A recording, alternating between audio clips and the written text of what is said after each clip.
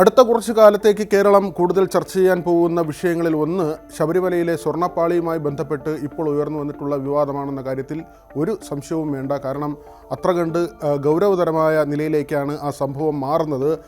ചലച്ചിത്ര താരങ്ങൾ ഉൾപ്പെടെ തന്നെ ഈ കേസിൻ്റെ പ്രാരംഭഘട്ടത്തിൽ അവരുടെ വിശദീകരണവും മൊഴിയും ഒക്കെ തന്നെ വരുന്ന ഒരു നിലയുണ്ടായിട്ടുണ്ട്. ഏറ്റവും പ്രധാനപ്പെട്ട കാര്യം ഇതാരാണ് ഉണ്ണികൃഷ്ണൻ പോറ്റി എന്നതാണ്. വിജയ് മല്യ ശബരിമലയിൽ സ്വർണം പൂശിയ വസ്തുക്കൾ എങ്ങനെ ഉണ്ണികൃഷ്ണൻ പോറ്റി അതിൻ്റെ സ്പോൺസറായി അതിൻ്റെ നവീകരണ പ്രവർത്തനങ്ങൾ ഏറ്റെടുത്തു എന്നതാണ് ഏറ്റവും പ്രധാനപ്പെട്ട ചോദ്യമായി നിൽക്കുന്നത്.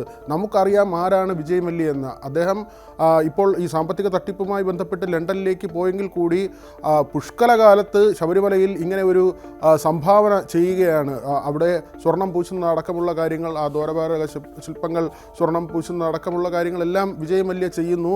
99 ചെയ്യുന്ന കാര്യം 2019 ആകുമ്പോൾ എങ്ങനെയാണ് ഈ ഉണ്ണികൃഷ്ണൻ പോറ്റിയിലേക്ക് എത്തുന്നത് എന്നത് വലിയ സംശയമുണ്ടാക്കുന്നുണ്ട്. കാരണം ശബരിമല പോലൊരു സ്ഥലത്തെ വസ്തുക്കൾ ഒരാളുടെ കൈവശം കൊടുക്കുമ്പോൾ അത് നവീകരണത്തിനാകട്ടെ മറ്റെന്തെങ്കിലും കാരണത്തിനാകട്ടെ പുറത്തേക്ക് കൊണ്ടുപോകുമ്പോൾ സ്വാഭാവികമായും ഒരു ധാരണാപത്രം, ഒരു കരാർ ഇതെല്ലാം ഉണ്ടാകണമല്ലോ. അല്ലെങ്കിൽ ഈ ഉണ്ണികൃഷ്ണൻ പോറ്റി അത്ര കണ്ട് പ്രശസ്തനായ ശബരിമലയുമായി അടുത്ത ബന്ധം പുലർത്തുകയോ അങ്ങനെ ശബരിമലയിലെ ദൈനംദിന കാര്യങ്ങളിൽ ഇടപെടുകയോ അല്ലെങ്കിൽ ദേവസ്വം ബോർഡിൻ്റെ ദൈനംദിന കാര്യങ്ങളിൽ ഇടപെടുകയോ ആ തരത്തിലൊക്കെ അങ്ങനെ ഒരു അടുപ്പം വെച്ച് പുലർത്തുകയും അങ്ങനെ കേരളം വലിയ തോതിൽ അറിയപ്പെടുന്ന ഒരു പൂജാരിയാകട്ടെ അല്ലെങ്കിൽ ഒരു സാമൂഹ്യ പ്രവർത്തകനാകട്ടെ അല്ലെങ്കിൽ രാഷ്ട്രീയ നേതൃത്വങ്ങളുമായി ബന്ധമുള്ള ആളാകട്ടെ അല്ലെങ്കിൽ ഇങ്ങനെ സ്പോൺസർമാരെ സംഘടിപ്പിച്ചു കൊണ്ടുവരാൻ കഴിവുള്ള ആളാകട്ടെ, അങ്ങനെയെങ്കിൽ പോലും അദ്ദേഹം സ്പോൺസറാകുന്നില്ല, അതിൻ്റെ ഒരു ഇടനിലക്കാരൻ മാത്രമേ ആകുന്നുള്ളൂ. എന്ത് സാമ്പത്തിക സ്ഥിതിയുടെ അടിസ്ഥാനത്തിലാണ് അദ്ദേഹത്തിന്, എന്ത് സാമ്പത്തിക അവസ്ഥയാണ് 2019 മുൻപ് ഉണ്ടായിരുന്നതെന്നാണ് അന്നത്തെ ദേവസ്വം ബോർഡിൻ്റെ ഭാരവാഹികൾ മനസ്സിലാക്കിയത്. അന്ന് സർക്കാരുമായി ബന്ധപ്പെട്ട് ആരെങ്കിലും ഇതിൽ ഇടപെട്ടെങ്കിൽ അവർ മനസ്സിലാക്കിയത് ഈ ഉണ്ണികൃഷ്ണൻ പോറ്റിയുടെ ആസ്തി വകകൾ എന്തായിരുന്നു, അദ്ദേഹത്തിന് ഇത്തരമൊരു കാര്യം ഏറ്റെടുത്ത് നടത്താനുള്ള ശേഷി ഉണ്ടായിരുന്നു, അതിനു മുൻപ് ശബരിമലയുമായി ബന്ധപ്പെട്ട് അദ്ദേഹം അങ്ങനെ ഏതെങ്കിലും ബൃഹത് പദ്ധതികൾ നടത്തിയിരുന്നോ തുടങ്ങിയ കാര്യങ്ങളൊക്കെ പരിശോധിക്കണം. പക്ഷേ ഇതുവരെ വന്ന വിവരങ്ങളനുസരിച്ച് അങ്ങനെ ഏതെങ്കിലും ഒരു കാര്യം ഈ ഉണ്ണികൃഷ്ണൻ പോറ്റി ശബരിമലയുമായി ബന്ധപ്പെട്ട് വലിയ തോതിലുള്ള എന്തെങ്കിലും ഒരു കാര്യം ചെയ്തതായ വിവരങ്ങൾ ഇതുവരെ ലഭിച്ചിട്ടില്ല. അദ്ദേഹത്തിൻ്റെ വിശദമായ മൊഴി വരേണ്ടതുണ്ട്. വിജിലൻസ് സ്വാഭാവികമായും അദ്ദേഹത്തെ ചോദ്യം ചെയ്യും. അപ്പോൾ അദ്ദേഹത്തിന് പറയേണ്ടി വരും താൻ ഇതുവരെ ചെയ്ത കാര്യങ്ങൾ എന്തൊക്കെയാണ്, ഏതൊക്കെ വലിയ അമ്പലങ്ങളിൽ താൻ പൂജ ചെയ്തിട്ടുണ്ട് എന്നൊക്കെ അദ്ദേഹം പറയേണ്ടി വരും. കാരണം ഇതുവരെ അദ്ദേഹം ശബരിമലയിലോ അല്ലെങ്കിൽ ഗുരുവായൂരോ അല്ലെങ്കിൽ അങ്ങനെ ഏതെങ്കിലും പ്രധാനപ്പെട്ട കേരളത്തിലെ അമ്പലങ്ങളിൽ അദ്ദേഹം സേവനമനുഷ്ഠിച്ചതായ വിവരം, വലിയ അമ്പലങ്ങളിൽ സേവനമനുഷ്ഠിച്ചതായ വിവരം വരുന്നില്ല. സംസ്ഥാനത്തിന് പുറത്ത് അങ്ങനെ അദ്ദേഹത്തിന് എന്തെങ്കിലും ഉണ്ടായിരുന്നോ എന്നത് സംബന്ധിച്ച് ഇതുവരെ ഒരു വ്യക്തമായ കാര്യങ്ങൾ പുറത്തു വന്നിട്ടില്ല.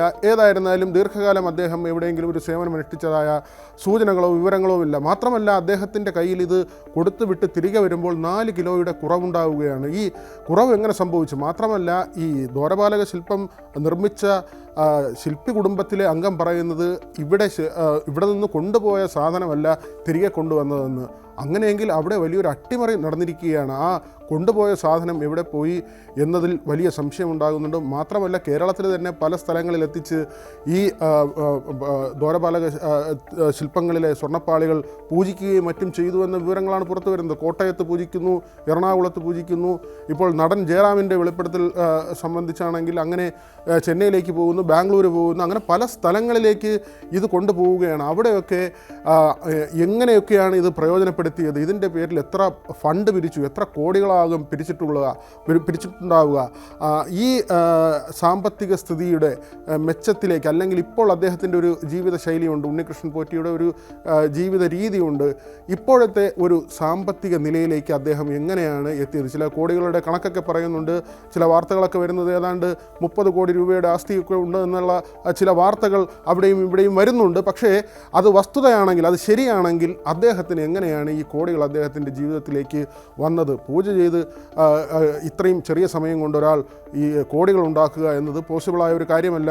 അങ്ങനെയെങ്കിൽ ഈ സ്വർണ്ണപ്പാളികൾ എവിടെയെല്ലാം കൊണ്ടുപോയി അദ്ദേഹം അതിൻ്റെ ഒരു വിൽപ്പനയുടെ സാധ്യത ഉപയോഗപ്പെടുത്തി എന്നത് തന്നെയാണ്. അല്ലെങ്കിൽ ഈ പൂജയുടെ പേര് പറഞ്ഞോ അല്ലെങ്കിൽ ഇത് മാറ്റിയോ സ്വർണ്ണപ്പാളി മാറ്റി മറിച്ച് അവിടെ വേറെ സാധനങ്ങൾ വെച്ച് ഇങ്ങനെ തിരിമറിയൊക്കെ നടത്തിയോ, ഇത്തരം കാര്യങ്ങളെല്ലാം പുറത്തു വരേണ്ടതുണ്ട്. മാത്രമല്ല അന്നത്തെ Devaswom board president, Devaswom commissioner, administrative officer ഇവരുടെ എല്ലാം സാന്നിധ്യത്തിലാണ് ഇത് കൊടുത്തുവിടുന്നത്. ഇങ്ങനെ ഒരാളുടെ കൈവശം ഇങ്ങനെ കൊടുത്തുവിടാൻ കഴിയുമോ എന്ന സാധാരണ ഒരു ചോദ്യമാണ് ഏതൊരു മനുഷ്യനും ചോദിക്കുന്നത്.